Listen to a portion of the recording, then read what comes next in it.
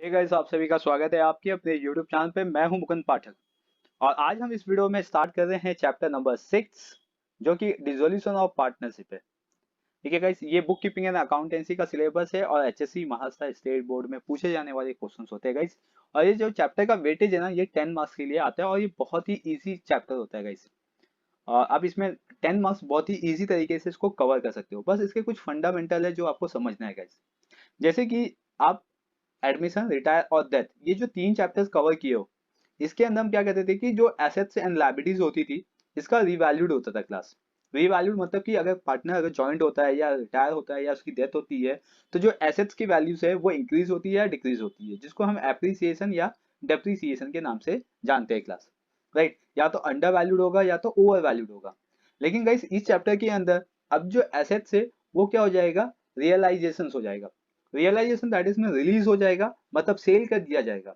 और जैसे हमें ये चैप्टर के बारे में जानते हैं क्लास, ठीक है, मैं आपको ये चैप्टर के बारे में बता दूं। जैसे कि डिसोल्यूशन ऑफ पार्टनर है गाइस। डिसोल्यूशन ऑफ पार्टनर्स, इसका मतलब होता है कि पार्टनर्स के बीच में फाइट हो जाना क्लास, है ना, या तो कुछ पॉइंट को लेके अनबन हो जाना। तो उससे क्या होता है कि पार्टनरशिप फॉर्म वहीं पे वाइंड अप हो जाता है क्लास। ठीक है, क्या हो जाता है, वाइंड अप। तो इस वाइंड अप की वजह से फॉर्म को बंद करना पड़ जाता है। क्लियर। तो जो फर्म बंद हो जाता है क्लास, ड्यू टू पार्टनर के बीच में कुछ क्वारल्स हो जाना, फाइट हो जाना, झगड़ा हो जाना किसी पॉइंट को लेके, ठीक है, बात बड़ी हो जाना, तो इसकी वजह से पार्टनरशिप फॉर्म क्या होता है, बंद हो जाता है कंप्लीटली। लेकिन जब पार्टनरशिप बंद होता है गाइस, तो उसके जितने भी बैलेंस शीट के वाले पार्ट होते हैं, एसेट्स एंड लायबिलिटीज हो गया, ठीक है, तो ये सब जैसे यहाँ पे आप देख सकते हो कि इधर लायबिलिटीज है कुछ और यहाँ पे कुछ एसेट्स है गाइस, ठीक है। तो ये एसेट्स एंड लायबिलिटीज जाता कहाँ है फिर, जब पार्टनरशिप डिसॉल्व हो जाता है। तो गाइस, इसमें क्या कहते हैं ना, जो पार्टनर्स होते हैं, जो एसेट्स जिनके पास होती है वो अपना सेल कर देते हैं। एसेट्स को सेल करने के बाद क्या कहते हैं, लायबिलिटीज को जितना पेमेंट देना होता है, जैसे कि यहाँ पे देख सकते हो कि क्रेडिटर्स है, बिल्स पेबल्स है, ठीक है, इनको पेमेंट करना है। तो ये क्या करेंगे, जितने भी एसेट्स है उसको सेल कर देंगे क्लास। क्लियर। सेल करने के बाद जितने उनके पास कैश आएगा या बैंक आएगा, उतने में से क्या करेंगे, जितने क्रेडिटर्स है उनको पे कर देंगे। क्रेडिटर्स पे करने के बाद जो बच जाएगा वो कहाँ जाएगा, पार्टनर में डिस्ट्रीब्यूट हो जाएगा क्लास। अब जो गाइस एसेट्स और लायबिलिटीज की मैं बात कर रहा हूं, तो इसके ऊपर आपके एडजस्टमेंट भी निकलेंगे। एडजस्टमेंट मतलब होता है कि जो आपके एसेट्स का अमाउंट है वो चेंज हो जाता है ना। आप जब सेल कर रहे हो, तो जरूरी नहीं कि यहाँ पे बिल्डिंग 80,000 88,000 तो वो 88,000 में सेल होगा, वो उससे कम में भी सेल होगा या उससे ज्यादा में भी सेल होगा क्लास।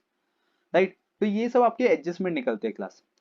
और जब आपका पार्टनरशिप बंद होता है, तो उसमें रिजोल्यूशन एक्सपेंसेस भी निकलता है, डिसोल्यूशन एक्सपेंसेस, जिसको हम बोलते हैं रियलाइजेशन एक्सपेंसेस।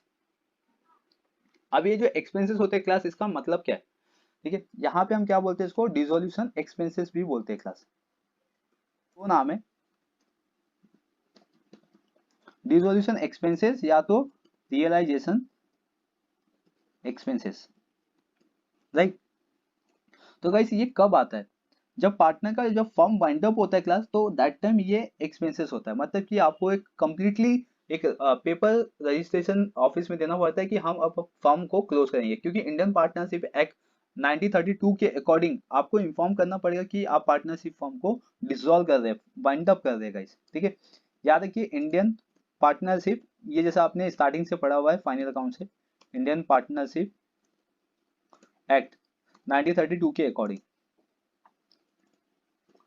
तो आपको जब वाइंड अप करना है, तो जितने भी आपके लीगल्स पेपर है सबको क्लोज करना पड़ता है और आपको इन्फॉर्म करना पड़ता है कि आप पार्टनरशिप फर्म क्या करोगे, डिसॉल्व करोगे गाइस। क्लियर। तो अब देखिए इसके लिए कंडीशंस क्या आता है। तो इसमें आपको सम को कैसा समझना है, तो इसमें आपको सम में तीन अकाउंट बनाने। एक तो रियलाइजेशन अकाउंट आएगा जिसमें आप एसेट्स एंड लायबिलिटी को सेल करोगे गाइस।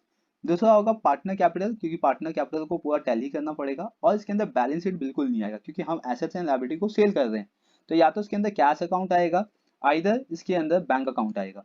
ठीक है, ऐसे दो अकाउंट यहाँ पे आएंगे क्लास। ठीक है, अब बेसिकली क्लास क्या कहते हैं, देखो एसेट्स बेसिकली होता है डेबिट। एसेट्स क्या होता है, डेबिट होता है। तो हम रियलाइजेशन अकाउंट के डेबिट साइड में लिखेंगे सन्ड्री एसेट्स। सन्ड्री एसेट्स का मतलब होता है कि वेरियस टाइप्स ऑफ एसेट्स। आपके पास जितने भी टाइप के एसेट्स है गाइस, उसको आपको लिखना है डेबिट साइड में। और नेक्स्ट थिंग, अब जो लाइबिलिटीज है क्लास, उसको आपको लिखना है क्रेडिट साइड में। यहाँ पे लिखोगे सन्ड्री लायबिलिटीज,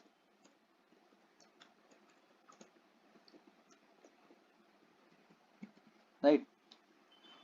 ओके, तो ये बेसिकली ये कहाँ से लिखना है, ये आपकी सारी एंट्रीज गिवन होगी क्लास। ये जो आप एंट्रीज देख रहे हो ना यहाँ पे, बिल्डिंग फर्नीचर से ये सब आपकी एंट्रीज है क्लास। तो उसके अकॉर्डिंग आपको जाना है। यहाँ पे लायबिलिटीज में क्रेडिटर्स, बिल्स, पेबल्स है, ये आपकी लायबिलिटीज है, तो ये एंट्री हो गई क्लास। नेक्स्ट थिंग, और इसके अंदर क्या आ सकता है रियलाइजेशन अकाउंट के अंदर, तो इसके अंदर आता है क्लास की जो एडजस्टमेंट अमाउंट होगा लायबिलिटीज का। यहाँ पे क्या आएगा, एडजस्टमेंट एंट्री आएगी क्लास, मैं शॉर्ट में लिखा हूँ एडजस्टमेंट लायबिलिटीज, ठीक है। जितने भी एडजस्टमेंट होंगे लायबिलिटीज में वो आपको डेबिट साइड में पास करना होगा, और एसेट्स पे अगर एडजस्टमेंट हुआ तो उसको क्रेडिट साइड में पास करना है क्लास। तो ये बेसिकली इसका फॉर्मेट होगा। और नेक्स्ट थिंग है क्लास, देखो एसेट्स पे कोई भी एडजस्टमेंट आन दो, जिसमें पार्टनर ने टेकन ओवर किया होगा एसेट्स, ठीक है, या पार्टनर्स ने पेड किया होगा एसेट्स का वैल्यूज। एसेट्स का वैल्यू तो पे नहीं होता, लायबिलिटीज का वैल्यू पे होता है। तो अगर लायबिलिटीज पे किया पार्टनर ने तो डेबिट साइड में आएगा, अगर एसेट्स को टेकन ओवर किया है पार्टनर्स ने तो क्रेडिट साइड में आएगा। मतलब सिंपल सा है कि अगर एडजस्टमेंट है एसेट्स में तो क्रेडिट साइड में आएगा, अगर एडजस्टमेंट है लायबिलिटीज में तो आपका डेबिट साइड में आएगा। एंड एज यू नो कि पार्टनर कैपिटल अकाउंट में एंट्री कौन सी आती है क्लास, जैसे हमने एडमिशन, सॉरी रिटायरमेंट या डेथ, ये हमने किया हुआ है और हमें मालूम है क्लास की पार्टनर कैपिटल अकाउंट में कैपिटल आता है, जनरल रिजर्व आता है, प्रॉफिट एंड लॉस आएगा गाइस इसमें, ठीक है। तो ये सब एंट्री यहाँ पे पास की जाती है।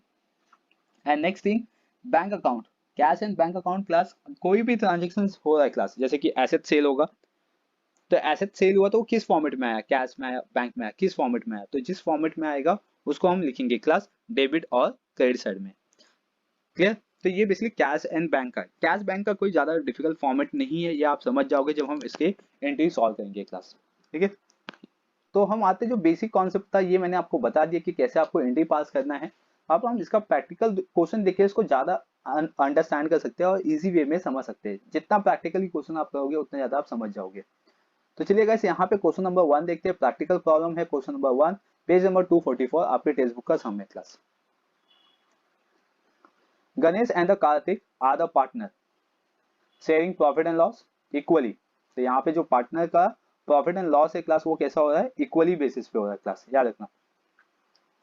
Then they decided to dissolve the firm on 31st March 2018. Their balance sheet was as under, clear।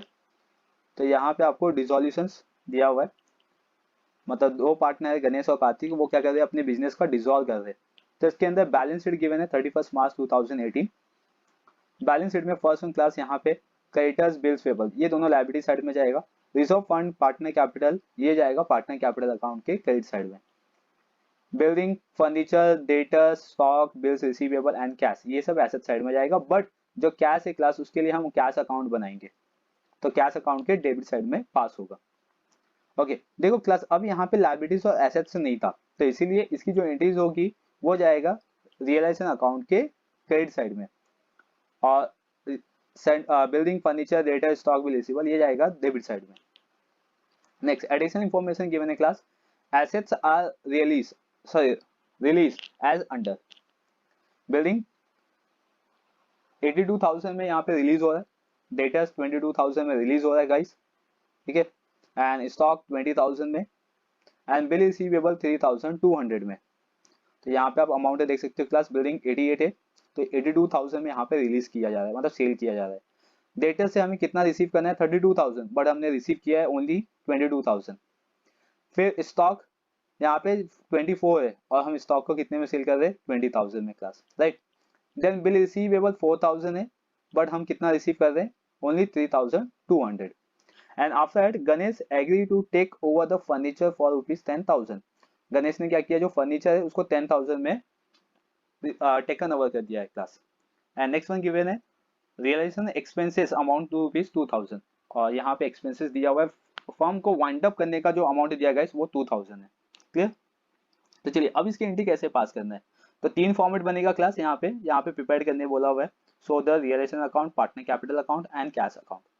तो फर्स्ट वन जितने भी अपने पास एसेट्स है क्लास, जिसमें बिल्डिंग, फर्नीचर, डेटा, स्टॉक और बिल रिसीवेबल है, ये सबको हम पास करेंगे डेबिट साइड में रियलाइजेशन अकाउंट के, क्लियर। चलिए मैं यहाँ पे पास करता हूँ, स्टार्ट करता हूँ एंट्री। और फॉर्मेट पहले मैं आपको दिखा दूँ, आप फॉर्मेट रेडी कर लीजिए वीडियो पॉज करके। तो यहाँ पे फॉर्मेट बनेगा class in the books of firm. अब यहाँ पे लिखेंगे realisation account and then particular amount, then class partner capital account जिसमें दो ही पार्टनर है, जैसे हम पार्टनर कैपिटल अकाउंट बनाते हैं उसी तरीके से यहाँ पे भी बनेगा क्लास। देन इसके बाद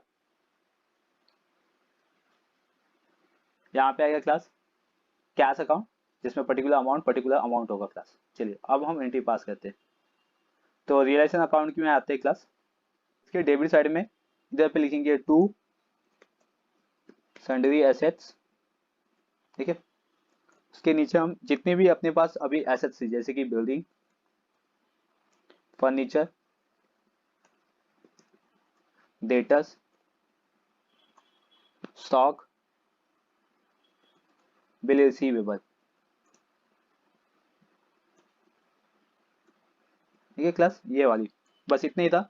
और इसका अमाउंट अब हम इनर कॉलम में लिखेंगे। अमाउंट कहाँ से लेंगे क्लास, सेम, ठीक है। यहाँ पे जो अमाउंट है ना आपका क्वेश्चन में, एक सेकेंड, हाँ ये 88,000, 12,000, 32,000, 24 एंड 4,000, ये सेम अमाउंट आपको यहाँ पे लिखना है। बहुत ही ईजी है क्लास। चलो बिल्डिंग है 88,000, फिर फर्नीचर है 12,000,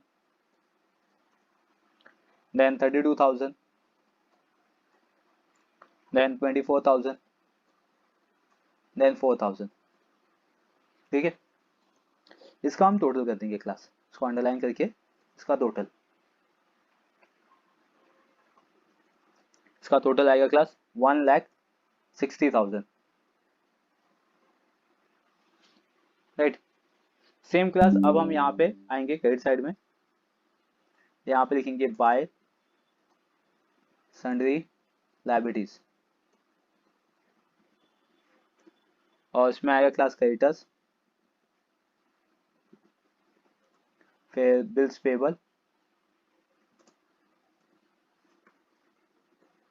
राइट। चलो सन्ड्री क्रेडिटर्स का अमाउंट है 18,400 एंड देन 5,600, इसको भी अंडरलाइन कर देंगे क्लास और इसका टोटल आउटर कॉलम में, तो दैट इज मीन्स 24,000, ये हो गया इसका एंट्री क्लास, ठीक है। अभी सिर्फ हमने एसेट्स एंड लायबिलिटी पास की क्लास और कैश था इसमें, तो कैश अकाउंट के डेबिट साइड में यहाँ पे लिखेंगे टू बैलेंस बीडी, ठीक है, और अमाउंट 4,000 आउटर कॉलम। अभी हमने क्या किया क्लास, सारी एंट्री पास कर दी हमने। ये जो था ना बैलेंस शीट वाला, ये हमने कंप्लीट कर दिया क्लास, सेम जैसा था एज इट इज। जिसके अंदर अभी सिर्फ दो एंट्री बची है क्लास, एक है आपका जनरल रिजर्व फंड और दूसरा है आपका कैपिटल अकाउंट, गणेश और कार्तिक का। तो चलिए रिजर्व फंड और capital account, partner capital account के क्रेडिट साइड में यहाँ पे लिखेंगे बाय बैलेंस बीडी, जिसमें गणेश का अमाउंट है क्लास 40,000 एज ए कैपिटल और 80,000 कार्तिक का। Next one, okay.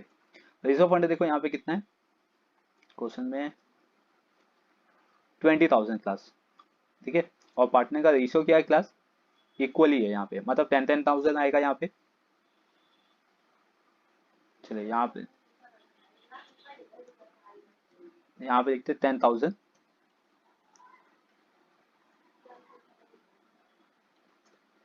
10,000, ठीक है।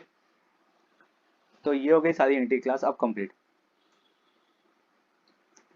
अब आती है क्लास एडिशनल इंफॉर्मेशन, जिसके अंदर building, data, stock, bill receivable, ये क्या हो गया, रीवैल्यूड हो गया क्लास। इसको सेल कर दिया तो इसका अमाउंट चेंज हो गया।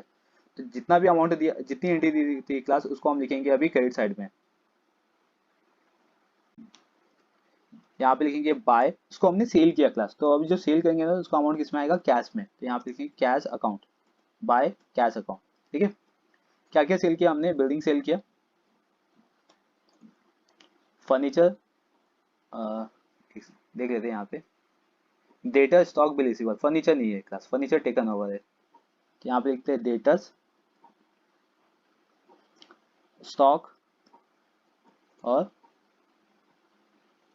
Bill receivable.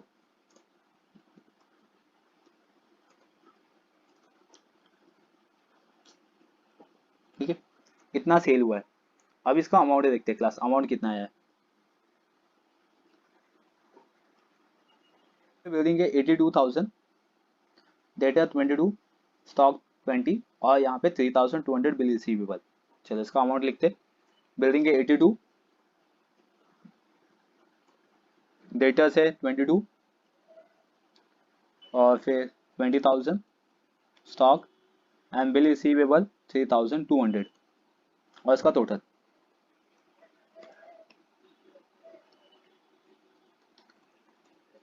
इसका टोटल आएगा क्लास 1,27,200। ठीक है, अब ये जो अमाउंट आया ना क्लास, इसको हम ट्रांसफर करेंगे कैश अकाउंट में, क्योंकि हमने यहाँ पे क्या लिखा हुआ है, कैश अकाउंट। बराबर।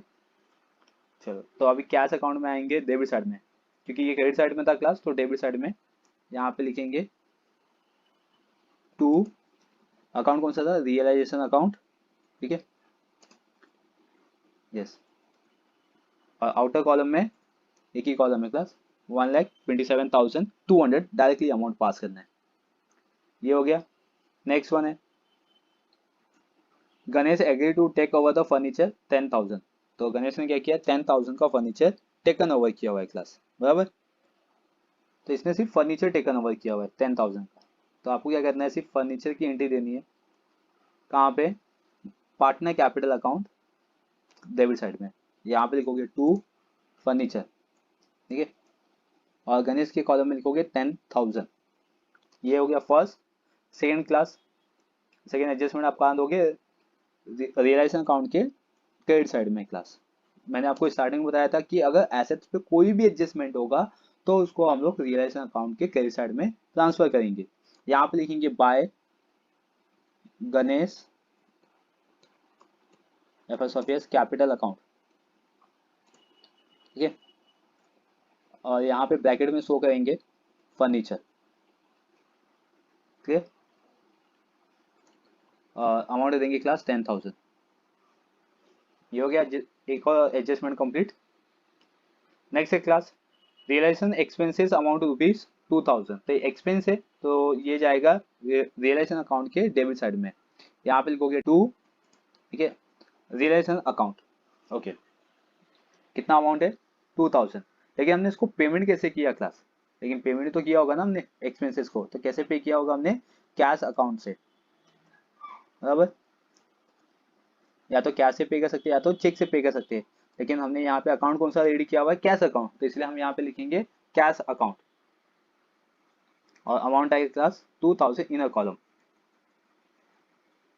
ठीक है, यहाँ पे लिखेंगे 2,000।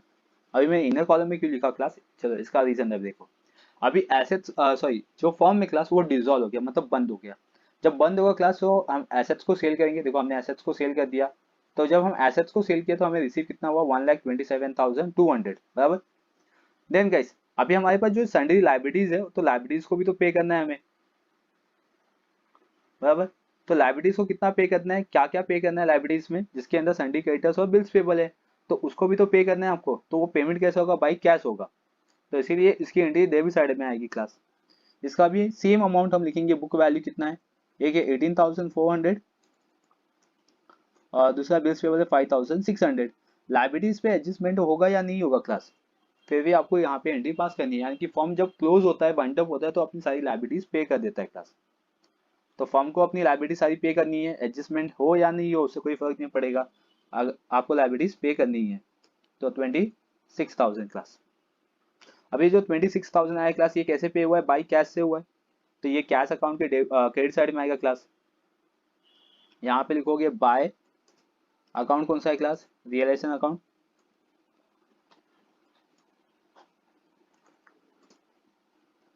ठीक है, और अमाउंट कितना था, 26,000।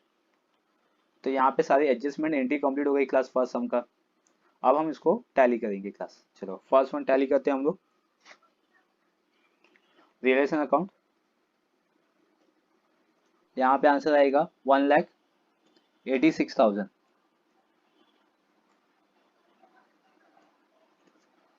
और इसको हम ट्रांसफर कर देंगे क्लास क्रेडिट साइड में 1,86,000 और क्रेडिट साइड का टोटल आया था 1,61,000, राइट। तो इससे माइनस कर देंगे एंड माइनस करने पे आंसर आएगा क्लास 24,800। 61,200 इधर क्लास माइनस करने पे आएगा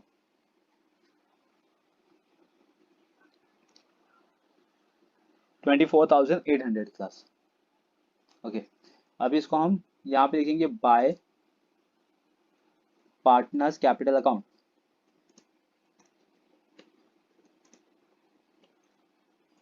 और पार्टनर्स का नाम गणेश और कार्तिक। इनका जो प्रॉफिट एंड लॉस रेशियो है क्लास वो कैसा है, हाफ हाफ, मतलब इक्वल है। तो हम यहाँ पे इक्वल करेंगे, यानी कि 12,400। 12,400 क्लियर क्लास। तो ये अब लॉस हुआ है इनको पार्टनर्स को, तो पार्टनर कैपिटल अकाउंट के डेबिट साइड में इन क्लास यहाँ पे लिखेंगे 2, अकाउंट का नाम क्या था, रियलाइजेशन अकाउंट। ओके, और ब्रैकेट में लिखेंगे क्लास लॉस, ब्रैकेट क्लोज, और ईच पार्टनर में आएगा 12,400। 12,400। ओके, अब इसको टैली करेंगे क्लास। तो क्रेडिट साइड का अमाउंट ज़्यादा है, लिखेंगे क्लास 50,000 और यहाँ पे 90,000।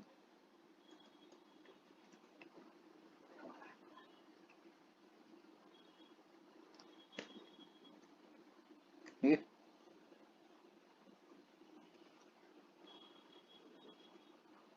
ओके।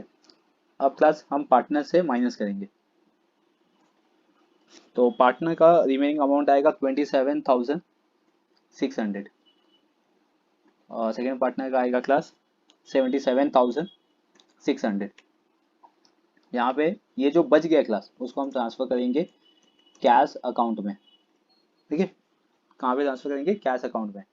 और ये डेबिट साइड में क्लास, तो कैश अकाउंट के क्रेडिट साइड में यहाँ पे आएगा guys bye partner capital account और पार्टनर्स का नाम, और इसमें गणेश कार्तिक का अमाउंट आएगा 27,600 और 77,600। ठीक है, अब देखो इसमें हम पहले क्या करते थे ना कि बैलेंस शीट को टैली करते थे। अब आपको बैलेंस शीट को टैली नहीं करना है, आप किसको टैली करना है, कैश अकाउंट को या बैंक अकाउंट को टैली करना है। तो इसका आंसर आएगा क्लास 1,31,200, बराबर। ये अमाउंट यहाँ पे आएगा। ये तो हो गया डेबिट का। अब देखते हैं हम क्रेडिट साइड का क्लास। इसको ऐड करेंगे क्लास, तो इसका एडिंग मैंने कर दिया हुआ, तो इसलिए इसका आंसर 1,31,200 सेम आएगा क्लास। तो ये हो गया some complete class. Dissolution of partnership form का ये बेसिक क्वेश्चन था, फर्स्ट प्रैक्टिकल क्वेश्चन था गाइस। तो आई होप गाइस ये क्वेश्चन आपको समझ में आ गया होगा। ये सब में अगर कोई डाउट है तो आप मुझे कमेंट सेक्शन में कमेंट करके पूछ सकते हो क्लास कि आपको कौन से स्टेप में डाउट है, मैं आपको उसका रिप्लाई दूंगा क्लास। तो चलिए गाइस इस वीडियो में बस इतना ही था। अब हम मिलेंगे नेक्स्ट क्वेश्चन के साथ, प्रैक्टिकल क्वेश्चन के साथ। चैनल पे पहली बार हो या चैनल को सब्सक्राइब नहीं किया हो गाइस, तो चैनल को सब्सक्राइब कर लीजिए, बेल आइकन प्रेस कर लीजिए ताकि आपको नोटिफिकेशन मिलता रहेगा। चलिए गाइस मिलेंगे अब नेक्स्ट वीडियो में। Thank you for watching.